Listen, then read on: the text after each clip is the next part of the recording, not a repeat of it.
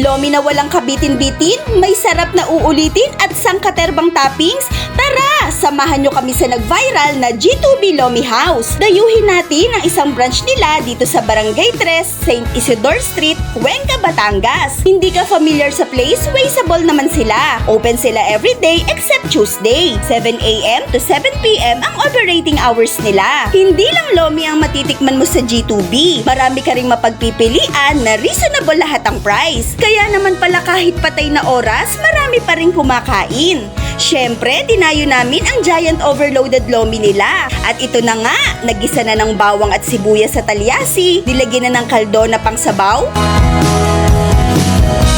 ibinagsak na rin ang noodles, nilagyan na ng samot-saring pampasarap, niluto sa malakas na apoy, nilagyan ng itlog at ng pampalapot na cassava flour. Wala ring tigil sa kakahalo si kuya. At bago matapos, nilagyan na ng garlic with oil. Ayan! Luto na! Isasali na sa mangkok na good for 6 to 8 person.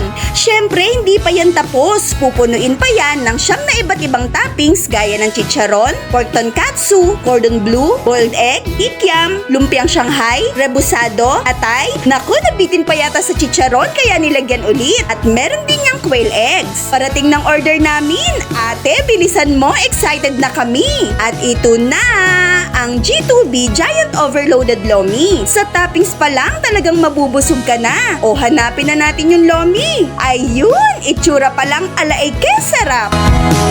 Syempre, basta Batangas Lomi, hindi pwedeng mawala ang sausawa na magdadagdag ng sarap. Sibuyas, kalamansi, sili at toyo. Ito na mga kapam, yung nakakalula sa laki na overloaded na Lomi dito sa G2B. Nakakagulat naman talaga, meron pa silang tonkatsu. Nalalasahan ko kagad ng Lomi Yung crispy. Tapos meron pa yung Shanghai. Okay din yung lasa. Titimusan na natin. Tikman muna natin ng walang sauce, ng walang sausawan. Malasa na rin kahit yung noodles pa lang mga kasya malasa na. Pero ito daw yung talaga nagpapasarap din eh. Siyempre yung merong sausawan, toyo, mansi, sibuyas at yung sili.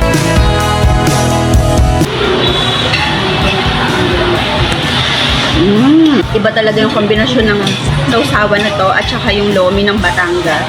Talagang pag Lomi, Batangas talaga. Malasa. Tama-tama lang yung lapot. Saka yung mismo lasa niya mga ka-fam. Talagang lasang-lasa mo talaga yung kaldo, yung pinagpakuluan. Sarap. The best talaga Lomi dito sa Batangas. Sarap. Pa rin tayo mga kapam ng Lomi. Ang panalong Lomi dito sa Batangas. Ang dami niyong santap.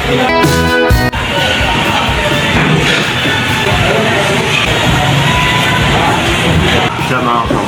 Ganun yung mga pinakapansin ko sa Lomi Batangas. Yung lapot. Saktuan yung lapot yun. Yung ganito kalaki yung mga kapam, talagang sulit. Sulit na sulit sa binayad ninyo. Good for 6 siya mga kapam. Hindi na mabibitin ng ano na katao.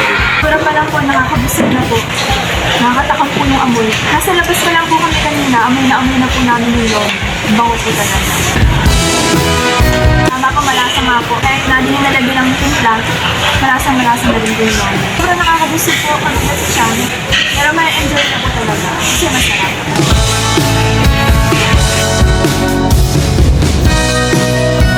Bago po, nakakadagdag sa lasa. Talagang sumasarap. Etong G2B mga kakam, 9 years na daw ito at yung lasa niya consistent pa rin ayon dun sa mga kumakain dito. Pero ito talaga yung nagdala dun eh, yung Lomi na pangmalakasan. Ito yung tawag na Lomi ng mga gutom. Talagang pandayo to mga ka-fam. Promise. Thank you G2B sa masarap, nakakabusog at recommendable na Loming Batangas. Thank you mga ka-fam! Hanggang sa muli! Ayan mga ka-fam, sana ay natakam at nag-enjoy kayo. Thank you for watching. Stay safe at kita-kits tayo hanggang sa susunod nating Food Hub!